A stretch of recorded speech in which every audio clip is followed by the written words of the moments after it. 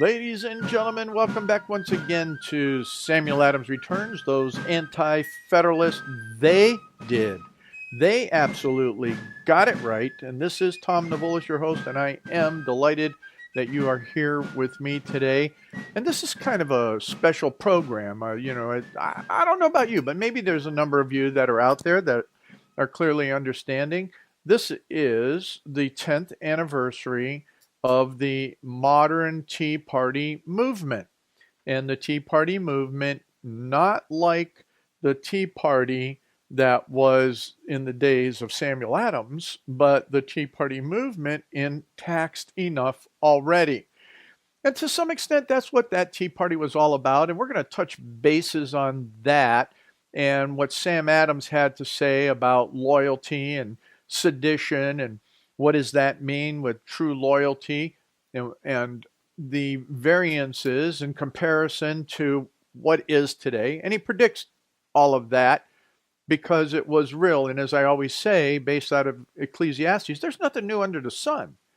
And what we haven't learned, we're going to go over, is that we have not learned over the last 10 years also. So, three things, I guess, with the three segments. The first one is we're going to talk about maybe some of the successes of the Tea Party, what has happened in the modern Tea Party.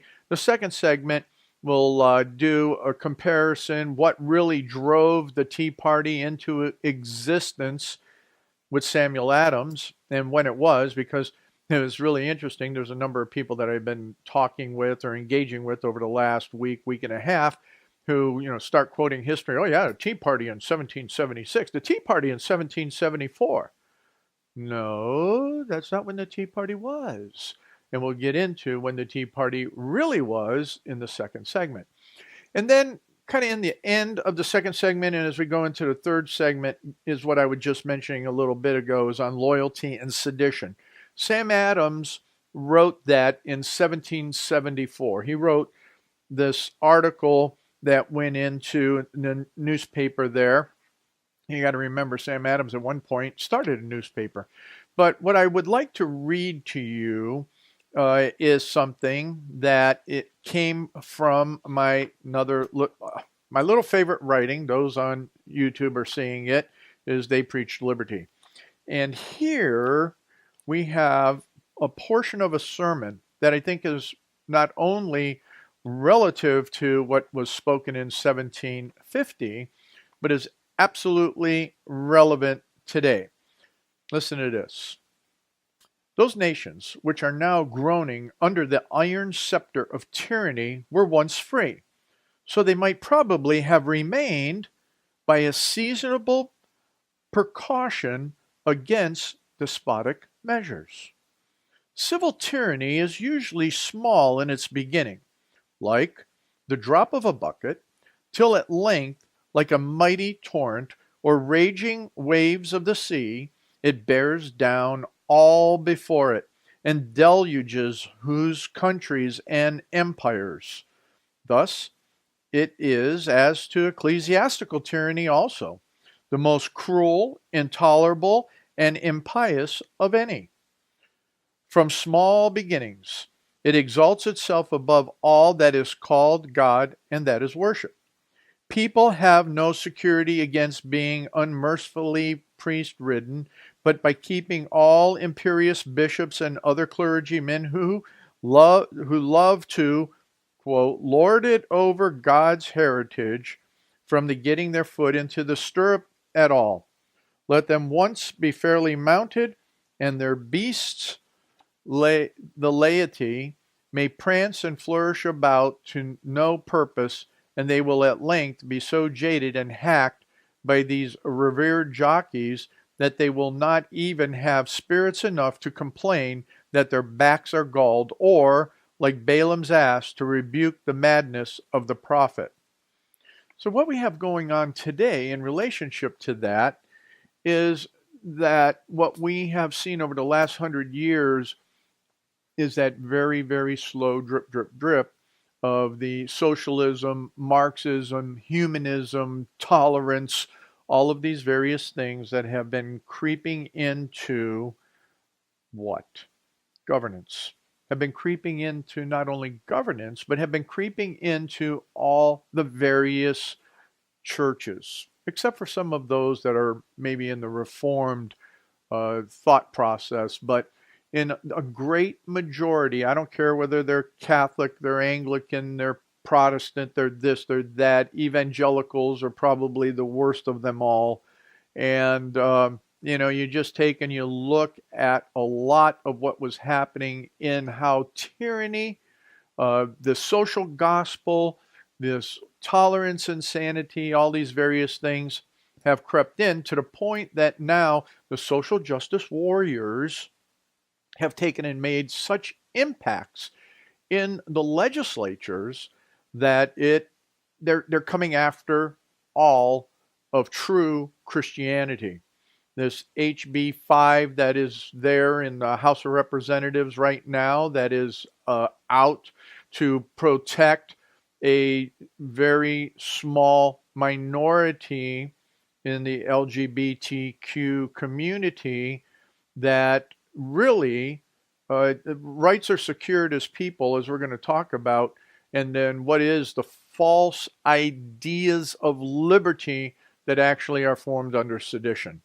So that's how I'm seeing what is happening, especially in the socialistic Congress that we have now, is that it went from drip, drip, drip to the bucket being dumped and hitting us very, very, very hard at this very time in our history. And that's interesting. There's more here, and here's one that I really want to follow through on, because this is exactly at the time that Sam Adams wrote that on loyalty and sedition in 1764. Actually, he wrote loyalty and sedition in 48, so I take that back. I was jumping ahead. But I'm going to save this one, because this one is the mask of patriotism. And we'll kind of cover that one in the third segment, is what I'd like to do, because I think it's pertinent as we talk about loyalty and sedition. And this is what was preached. So the one that preached that in 1750, the one that I just quoted, and you'll have that quote, or it is in the notes, is Jonathan Mayhew. That was from the preface of his sermon called Unlimited Submission and Non-Resistance to the Higher Power in 1750.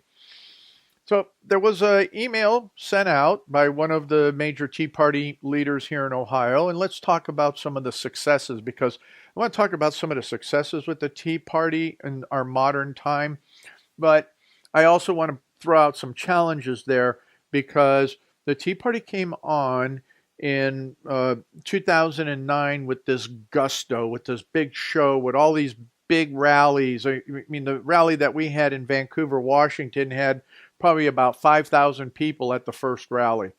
And that was amazing, amazing just how that went. And the things that have been accomplished, and some of the accomplishments are, we can go through some of those accomplishments. In 2010, that there were 63 new House members that were elected, and the biggest purpose of that was to stop Obama's leftist agenda. Obamacare and everything else, that drove 63 new House members. 2014, 9 new Republicans took back the Senate by a very slim majority. 2016, the House, so we the people, the White House was taken, and with Donald Trump.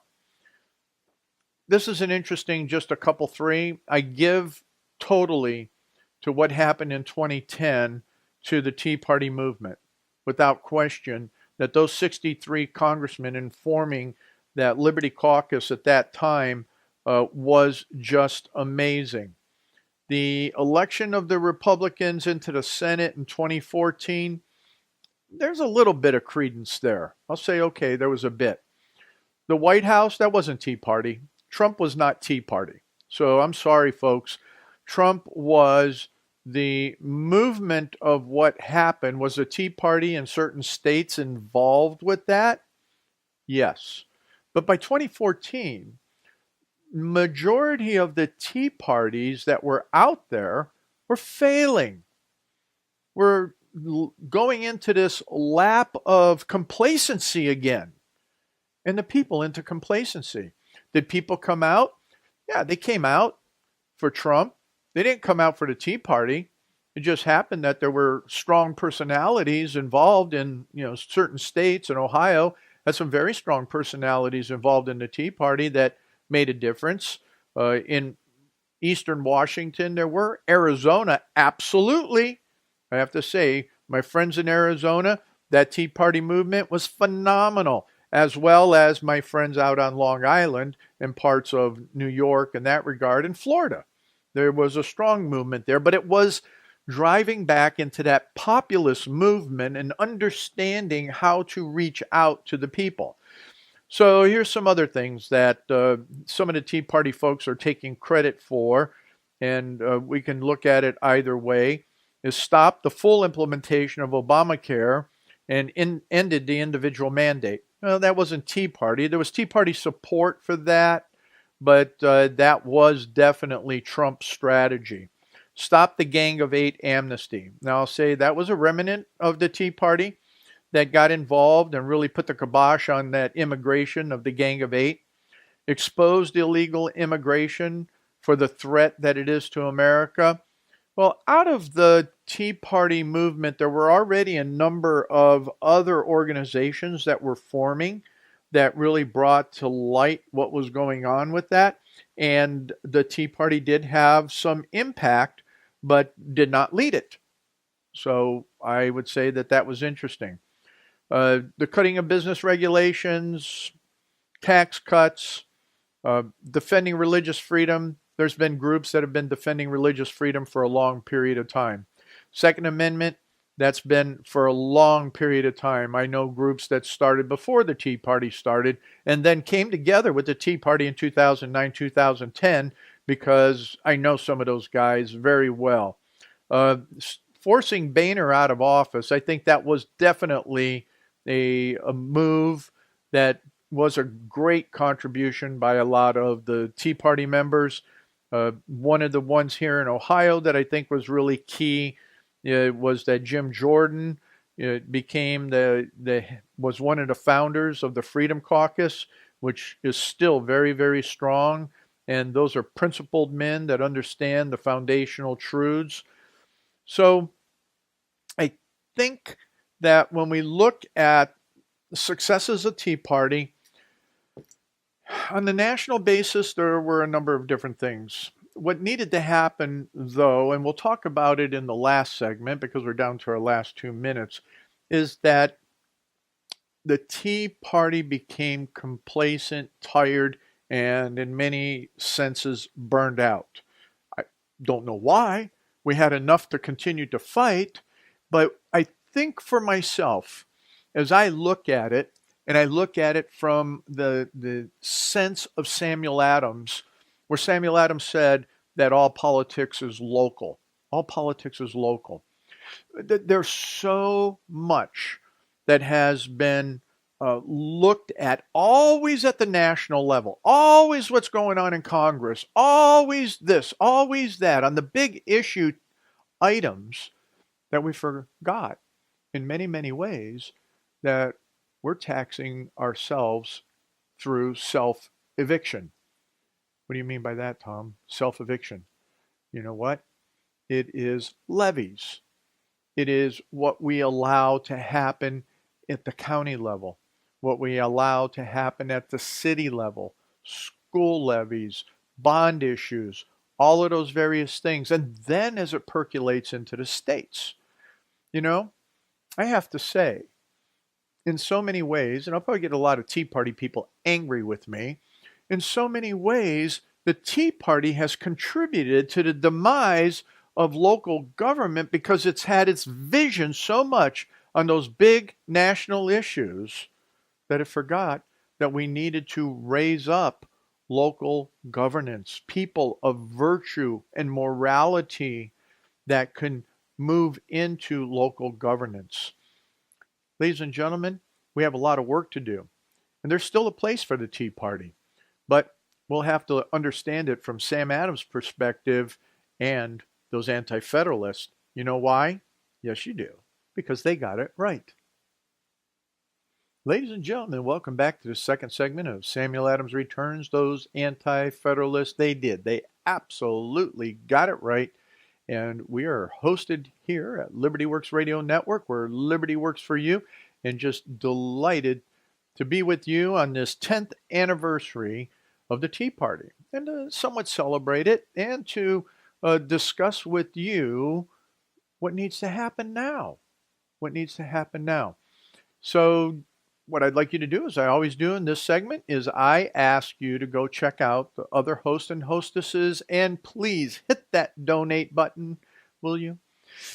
So what I mentioned in the last segment is that we are going to talk a little bit about the history of the Tea Party. We're going to get into what Sam Adams wrote in 1748 on loyalty and sedition. And you have to understand, in 1748, Sam Adams was only 26 years old. Okay, millennials.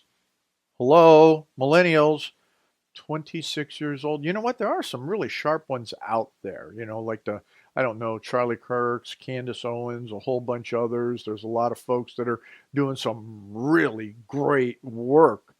But then you got a bunch of the other ones that are all the communist little pukes that have gone to these communist universities.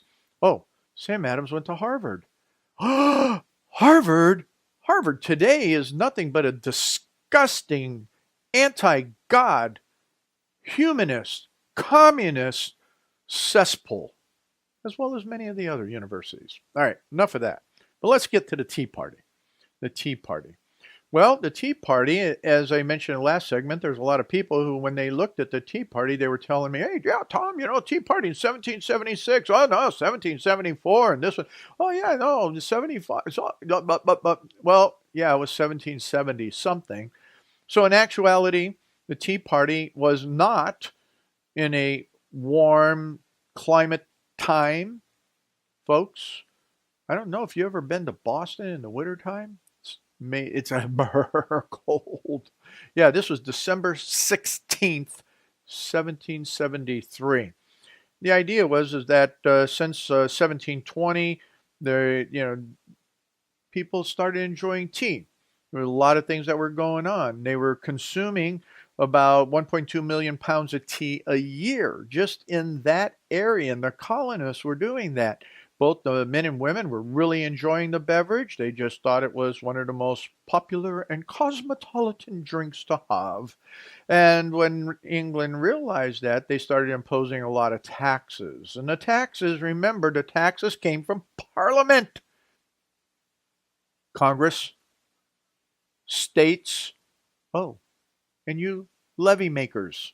Anyway, so to get around that, good old colonists, they were real smart. They started smuggling, so it was hard to enforce that. And Parliament really got upset in 1767. They took and responded to the smuggling by passing the Indemnity Act.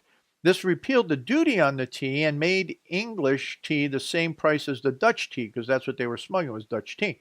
This pleased both the English East India Trading Company and law-abiding colony merchants. However, Parliament also passed the Townshend Act in 1767, which once again put tax on the tea. Colonists protested the taxes for many reasons. They believed that Britain was unfairly using the taxes to help pay for British troops sent to America. In other words, they were taxing America again for the French and Indian War, which ended in 1763, and which already the colonists had supported. They put in troops, they put in their own money, they put a lot of blood into it, especially New England, and then Great Britain gave much of what the colonists won. Oh, Canada.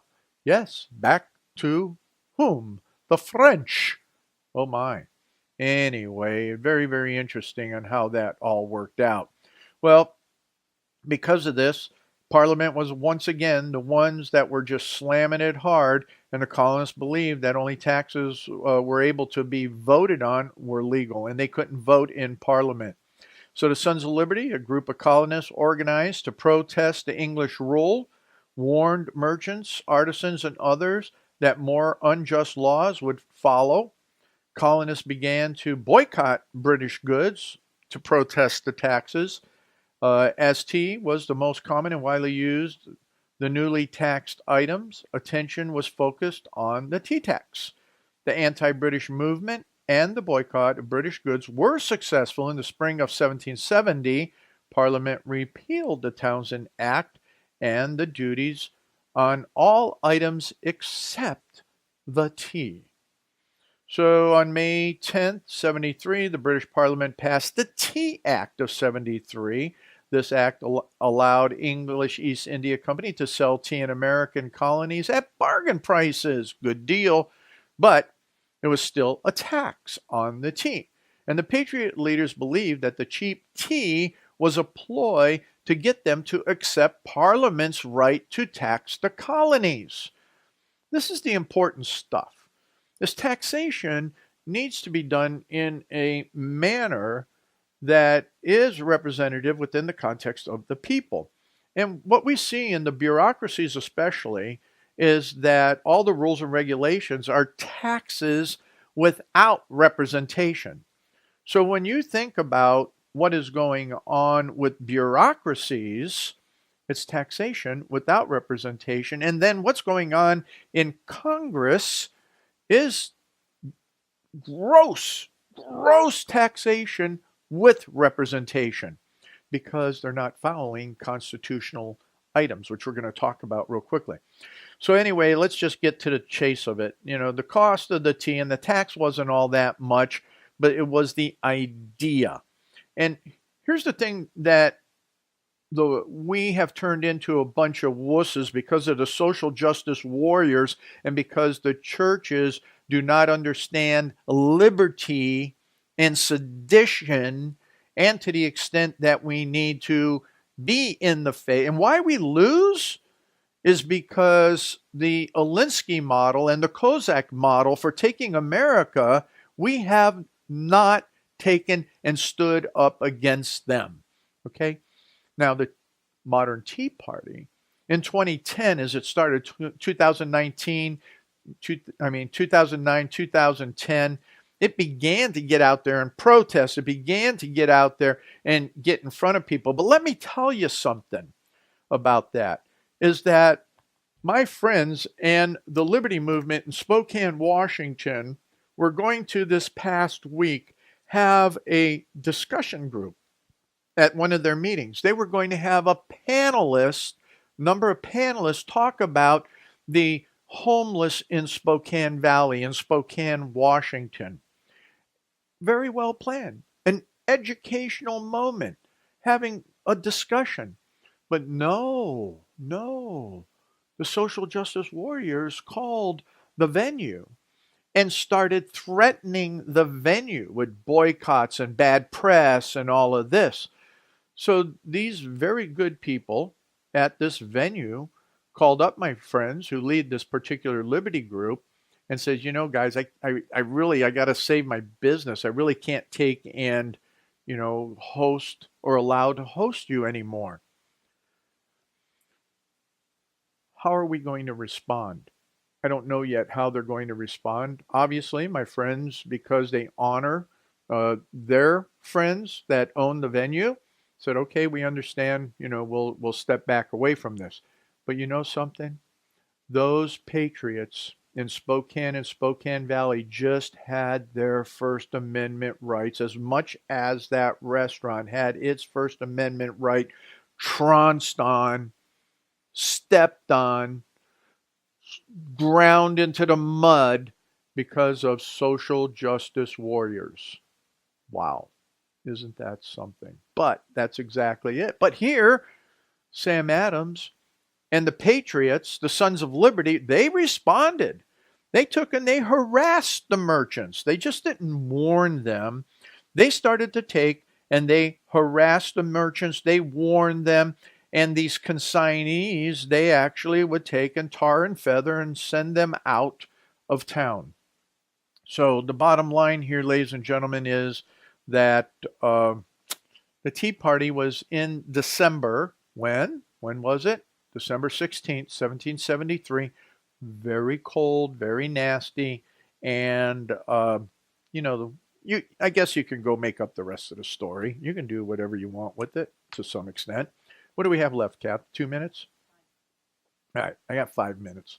So let's cut over to Sam Adams writing in 1748. Right? Let me get the date right. I'm reading the paper instead of going off the top of my head. 26-year-old guy. He writes this thing. But we oftentimes perceive such significations assumed by those who find the wrong use of the words conducive to the increase of power or gain. It's called messaging in modern terminology, or what's that other thing that it's called? Not just messaging, it's the narrative. It's the narrative. So you can substitute that in there, but it's for the same reason, for increase of power or gain. That it is difficult to tell whether loyalty is really commendable or sedition blameworthy. True loyalty, in the sense just now explained, is the beauty and perfection of a well-constituted state. It cannot indeed subsist in an arbitrary government because it is founded in the love and possession of liberty. It includes in it a thorough knowledge of our Constitution. And as you know, the English Constitution was a loose constitution that also included Magna Carta and common law. Okay, and he's saying here it includes a thorough knowledge of our Constitution. I think those words hold true even today, which most people do not have, nor of their state constitutions, let alone the federal Constitution. Its conveniences and defects as well as its real advantages, a becoming jealousy of our immunities and a steadfast resolution to maintain them. It delights in the quiet and thankful enjoyment of a good administration, and it is the scourge of the gripping oppressors and haughty invader of our liberties. Socialism, humanism, communism, all the various isms, the jihadism, they are the oppressors and haughty invaders. No matter what they have to say, and the way they do exactly what he said at the front end is turn the narrative in making something sound. What is loyalty? And what is it? Sedition? Is that blameworthy? Oh, come on, not really. Well, everything that's going on in the Democrats and some of the Republicans is absolutely sedition. You have to get that straight. But sedition is found on the depraved and inordinate passions of the mind.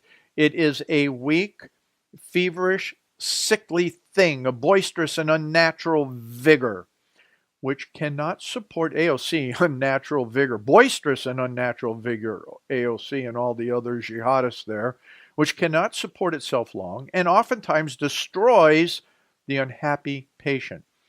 It proceeds from gross mistakes or great wickedness, from lust of power or gain in the first promoters of it, and from untamable obstinacy and a vitiated palate that cannot relish the happiness of a free state in the creatures of their design.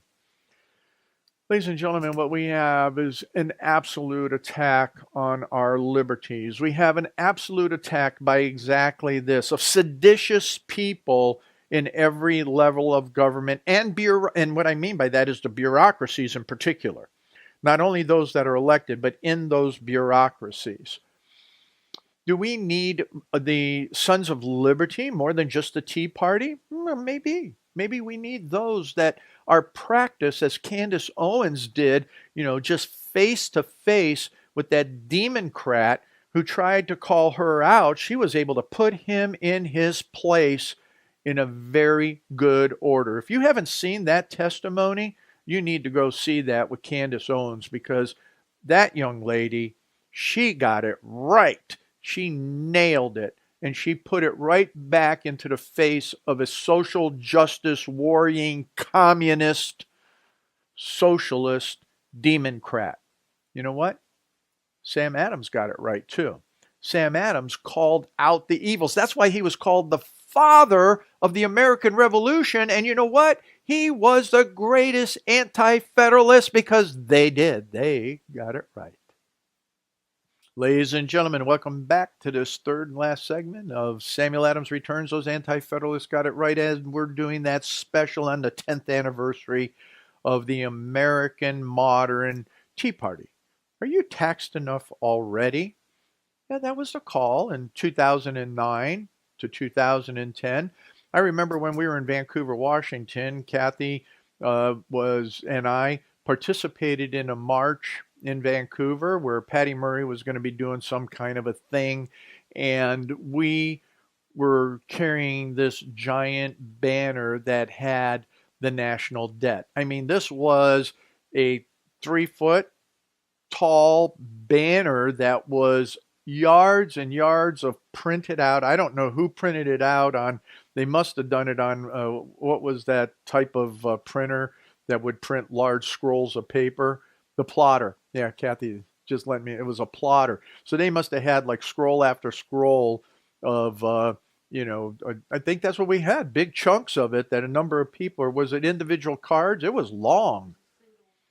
Yeah, it was one single. She noted it was one single that had the $1 trillion, and it was like 100 and some people, if not more, that were walking and carrying this thing to protest Patty Murray and the insanities there in Washington. So very, very interesting time.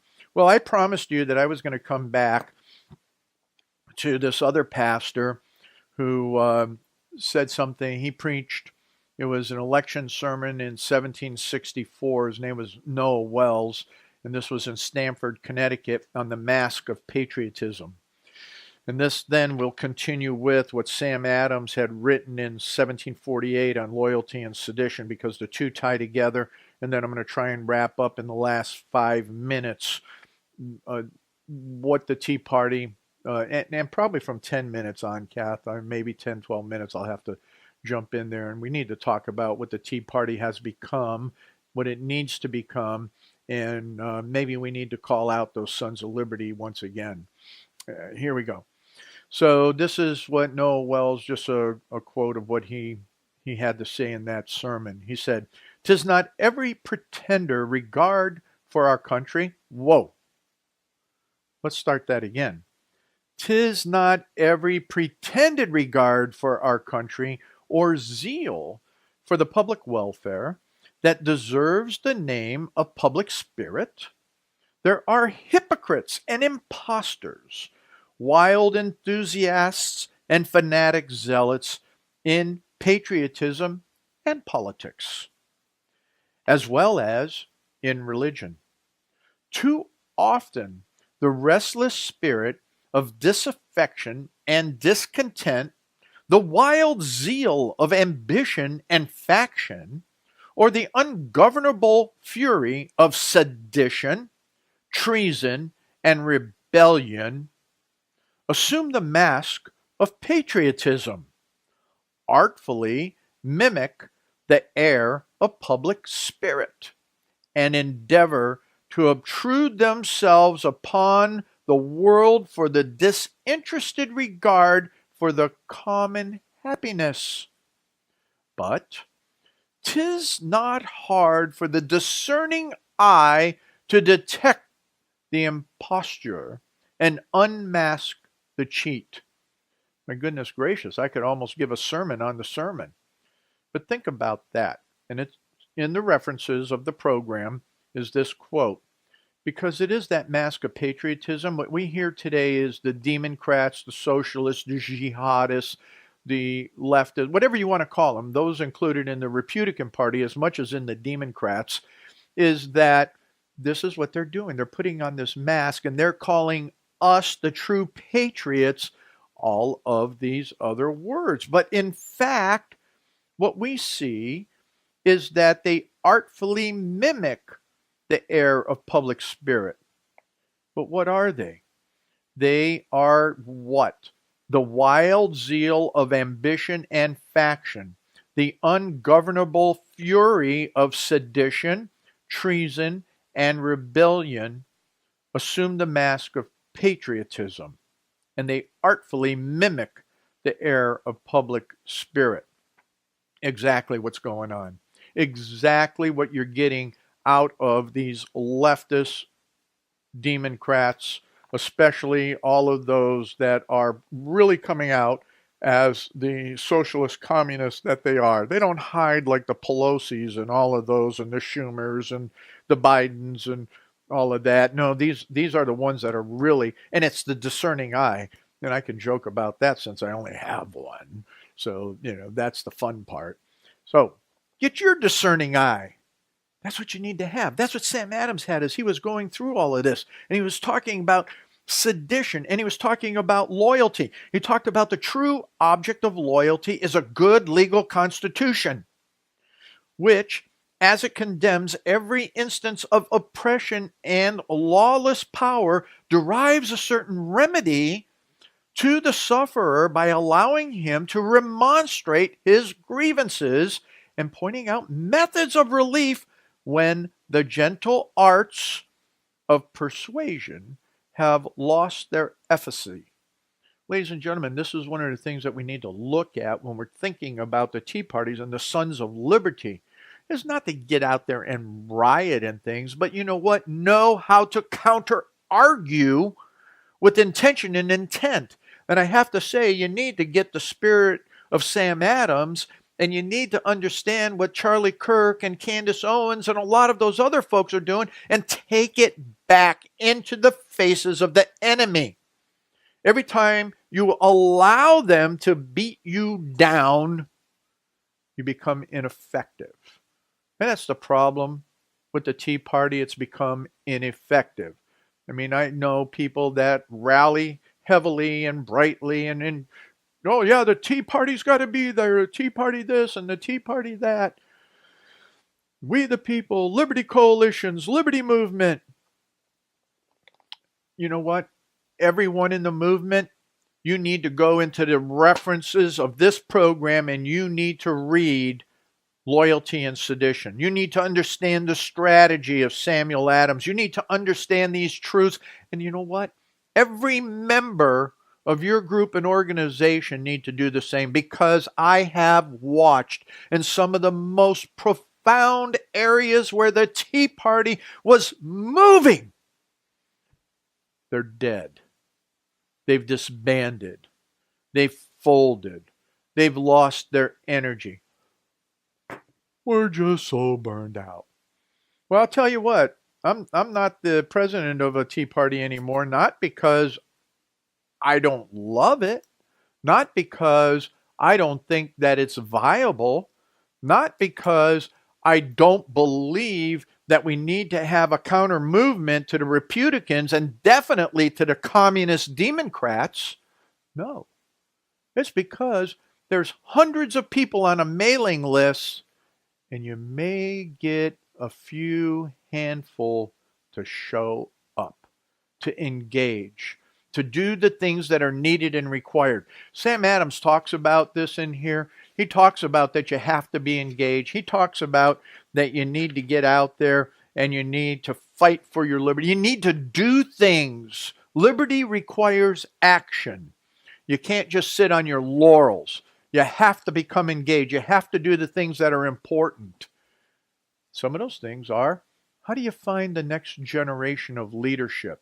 There's good organizations out there like FACL, which I've talked about before, and the other group that is out there is a couple of them. Anyway, there's a lot of different groups out there. I got so many running through my brain at the moment that I think that Forge Institute is doing a great job with young people to try and develop that leadership. I'm all about Forge Institute. I dumped doing anything with Samuel Adams Center for Political Science because the likes of Forge Institute are formed, well-funded, got some great leadership, and doing a lot of great things. But liberty requires action. It requires action. It requires sacrifice. It requires engagement. It has to stand against corruption and degeneration. That's what it is. He says here, but though in the present corrupt and degenerate times, no such state of nature can with any regularity exist. And where he was talking about is a state of nature existed from that time of Adam and Eve. But you know what? We have to come into society because we can't live in that state of nature because of sinful man. And he talks about it that way in here, is that the author of all things, he was bountiful to us. But when we sinned, guess what? Can't go that way. And the sacred writings represent all of this from the first of creation. And then it goes on is that you have to settle your bounds in the types of society and civic government. Okay? We have to understand that. And then we have to respect the whole body of individuals. So much to do.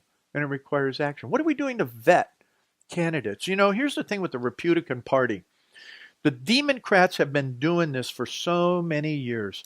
They go find a teacher in tennis shoes, and they take that teacher in tennis shoes and they mold her and they manipulate the people around and they promote this teacher in tennis shoes.